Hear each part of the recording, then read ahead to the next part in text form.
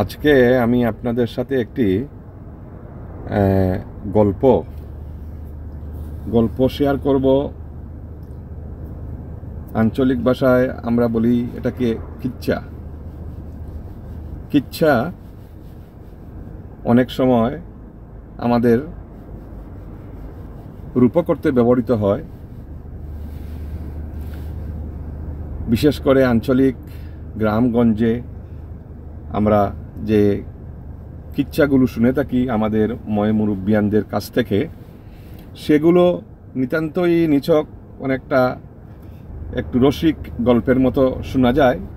হাসি ঠাট্টা এই কিচ্ছাকে নিয়ে করা হয়, কিন্তু সেই কিচ্ছার অন্তর্নিহিত অনেক কিছু শেখার থাকে, অনেক উপদেশ থাকে, অনেক সতর্কবাণীও থাকে।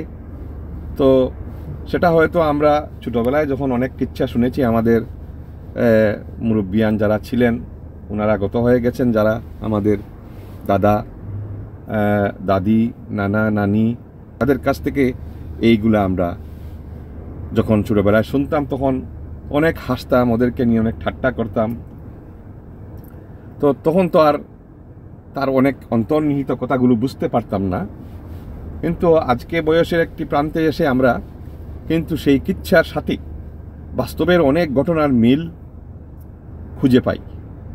সেগুলো থেকে আমরা অনেক শিক্ষা নিতে পারি, সেগুলো আমাদের জন্য অনেক সতর্কবাণী হয়, আমাদের জন্য অনেক উপদেশের কারণ হয়। এখন যে কিচ্ছাটা আমি বলতে চাই, সে কিচ্ছাটা হচ্ছে যে এক পরিবারের সেখানে দুইটি ভাই, তারা এক পরিবারে বসবাস করত, বাবা মা একই সাথে বসবাস করত, ভালোই চলছিল। তো তাদের বাবা মা তাদেরকে বিয়ে শাদী করিয়ে দেওয়ার পর দুজনের বউ দুজনের স্ত্রী ঘরে আসার পরে তাদের মধ্যে সাংসারিক খুনসুটি লেগে গেল এবং মনোমালিন্যটা বৃদ্ধি পেয়ে গেল।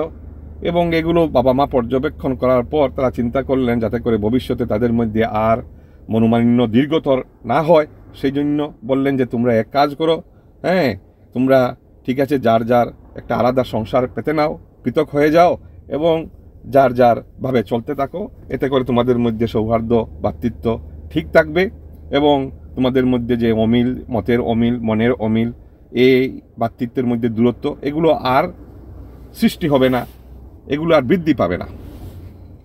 তো একইভাবে তারা যখন পৃথক হয়ে গেল তখন সব কিছুই আলাদা হয়ে গেল। আলাদা হওয়ার সাথে সাথে তাদের খাওয়া দাওয়া, যে রান্নাঘর ছিল সেগুলো আলাদা হয়ে গেল, থালা বাটি সেগুলো সব কিছুই আলাদা, দুই ভাইয়ের দুই সংসার।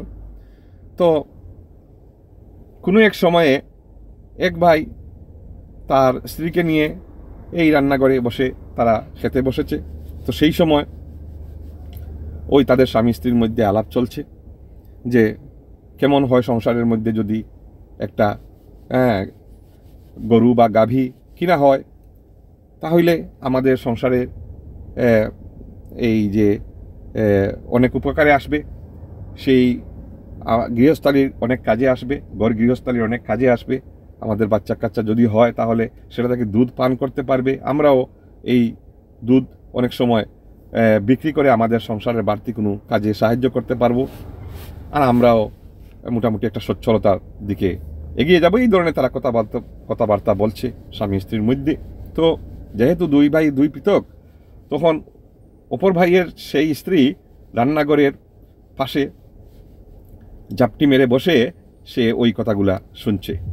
হ্যাঁ, ওই কথাগুলো শুনে তখন তাদের যখন খাওয়ার সময় হলো, রান্নাবান্নার ঘরে যখন তারা বসলো, সে তার ওই স্ত্রী তার স্বামীকে বলছে, শুনছো এই যে পাশের বাড়ির ভাই ভাবি ওরা কথা বলতেছে, আমি শুনেছি আজকে যে ওরা বলছে ওরা নাকি গরু কিনবে, হ্যাঁ গাভী কিনবে। তো এটা কিন্তু আমার কাছে ভালো ঠেকছে না, বুঝছো, কারণ আমি আমি মনে মনে ভাবছি যে এই যে বাড়ির আঙ্গিনায় বা উঠানে আমি কিন্তু উড়ির গাছ, তো উড়ির গাছ বলতে উড়ি আমাদের আঞ্চলিক ভাষায় যাকে শুদ্ধ ভাষায় শিম বলে, শিমের গাছ, আমি আমার কিন্তু বাড়ির আঙ্গিনায় উড়ির গাছ লাগাতে চাই। এখন ওই ওরা যদি গরু কিনে, হ্যাঁ তাহলে তো আমার উড়ির গাছ খেয়ে ফেলবে, আমার উড়ি গাছ নষ্ট করে ফেলবে। হ্যাঁ, আমি উড়ির গাছ লাগাবো, আমি বাড়ির আঙ্গিনায় লাউ গাছ লাগাবো, তো ওরা গরু কিনলে গরুর বাচ্চা হবে, তো গরুরা ঘাস খাবে, এই খাবে সেই খাবে, আমার বাগান নষ্ট করে ফেলবে, আমার উড়ির গাছ নষ্ট করে ফেলবে, আমার লাউ গাছ নষ্ট করে ফেলবে। এটা তো সহ্য করা যায় না। তুমি কোনো বন্দোবস্ত করো, তুমি কিছু একটা করো, আর না হলে কিন্তু ভালো হবে না বলে দিচ্ছি।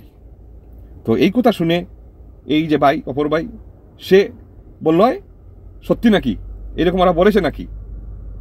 ঠিক আছে, আমি দেখে নেবো, কাল সকালে দেখবো কিভাবে তারা গরু কিনে। তো পরের দিন সকাল হতেই সাত সকালে সে চেঁচামেচি শুরু করে দিল, ডেকে ডেকে বলতে লাগলো, এত বড় সাহস তোমাদের! হ্যাঁ, আমি শুনতে পেয়েছি তোমরা নাকি গরু কিনবে। তোমরা জেনে রাখো, আমি কিন্তু উড়ির গাছ লাগাবো, আমার আঙ্গিনায় আমি কিন্তু উড়ির গাছ লাগাবো।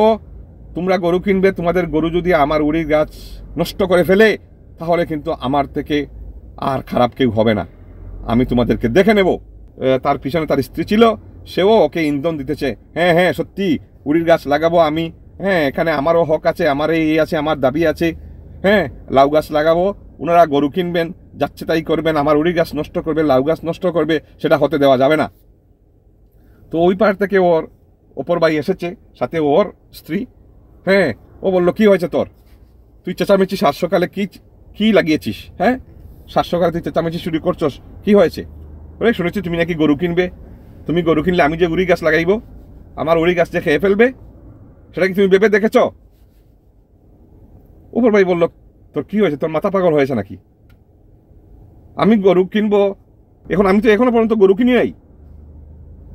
আমি একটা আলাপ আলোচনা করতেছি, আমি গরু কিনবো, সেটা আমার ভাবনা চিন্তার বিষয় আছে। আর তা নিয়ে তুই বলছস যে আমি গরু কিনতে পারবো না, তুই উড়ি গাছ লাগাইলে তোর উড়ি গাছ খেয়ে ফেলবে, তুই আমাকে থ্রেটেনিং দিতে চাস? তোর যখন এত বড় সাহস হয়ে গেল, তাহলে তুই জেনে রাখ, আমি গরু কিনবই, দেখি তুই কি করতে পারস। তখন অপর ভাই আরো গরম হয়ে বলল, কি গরু কিনবে? দেখি তুমি কিভাবে গরু কিনতে পারো। তুমি গরু কিনতে পারবে না, আমি বলছি তুমি গরু কিনতে পারবে না। তখন অপর ভাই বলল, আমি কিনবো, তুই কি করতে পারিস আমি দেখে নিব। তো এই তর্ক বিতর্ক এক পর্যায়ে হাতাহাতি, লাঠিসুটা পর্যন্ত চলে গেল। এখন শুধু লাঠিসুটা আঘাত করে একজনে আরেকজনের রক্তারক্তি কাণ্ড হবার বাকি। তো এ দেখে বাবা মা চলে আসলো, পাড়া প্রতিবেশী, পঞ্চায়েত সবাই জড়ো হয়ে গেল গ্রামের। হই হুল্লোড় পড়ে গেল। তাদেরকে প্রতিহত করার জন্য, তোমরা কি শুরু করেছো? পাগলামি শুরু করেছো তোমরা দুই ভাই। হ্যাঁ, তোমরা আলাদা করে দিলাম তোমাদেরকে, এরপরেও তোমাদের শান্তি হচ্ছে না। তোমরা এখন এই কি শুরু করেছো? তোমরা পাগল হয়ে গেছো নাকি? তখন সরপঞ্চ যারা ছিলেন, গ্রামের মাতব্বররা, তারা বললেন, এই তোমরা সবাই এইদিকে যাও, দুইজন দুই দিকে যা, দুই দিকে গিয়ে বস, বল কি হয়েছে।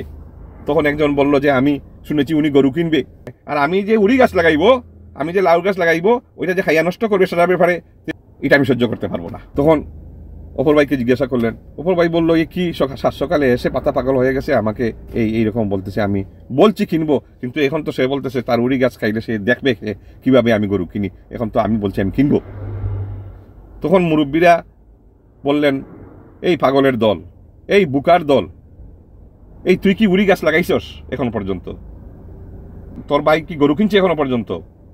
তো সে বলছে না। তাহলে তুই কেন উড়ি গাছ এখনো পর্যন্ত লাগে নাই, গরু এসে খেয়ে ফেলবে, তুই সেই চিন্তায় তোর ঘুম আসতেছে না, তোর মাথা ব্যথা শুরু হয়ে গেছে,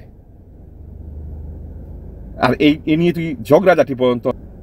অপর ভাইকে ওনারা বললেন, তো তোমরা যা এই যে সংঘাতের দিকে তোমরা যাচ্ছ, এটা তোমাদের তো একটা বড় কিছু যদি হয়ে যেত এখন, এই পাগলের দল। তো তারা বুঝতে পেল, এখন বুঝতে পেরে তারা সবার কাছে সরি চাইল, ক্ষমা চাইল, এবং বলল, আমরা আর এইভাবে কোনো বুকামির কোনো প্রশ্নে আমরা যাব না।